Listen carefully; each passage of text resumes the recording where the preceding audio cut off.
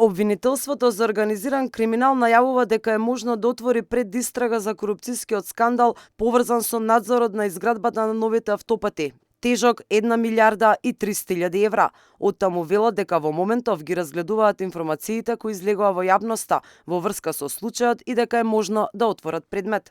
Основното јавно обвинителство за гонење на организиран криминал и корупција не ја исклучува можноста во наредните денови откако ќе ги проучи изнесените информации во медиумите, да оформи предмет и да започне предистражна постапка, со цел да се испита дали постојат елементи на кривично дело и доколку постојат, кој е надлежен да постапува.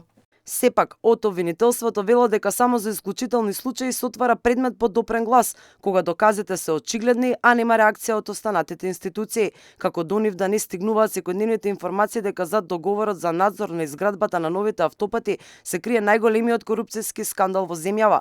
Не им е доволен фактот дека за поголемиот дел од 22 милиони евра надзорот ќе го вршат фирми, едната која претходно само шиела долна облека, а другата чиј претходен сопственик е баран со меѓународна потерница, ниту пак астрономските паушали и хонорари. Јавноста, опозицијата, но и експертите бараат од шефот на организиран криминал Абази, чиј избор беше проследен со сомнеж, сега да покаже стручност и интегритет. И ова е една можност на избраниот јавен обвинител да докаже дека неговата независност, неговиот интегритет е во прв план и да преземе действија со цел утврдување на сите елементи и расчистување на овие прашања. Дали имаме коруптивни елементи, дали имаме судирни интереси, дали има било какви действија кои што создаваат некои сомневања за неправилности.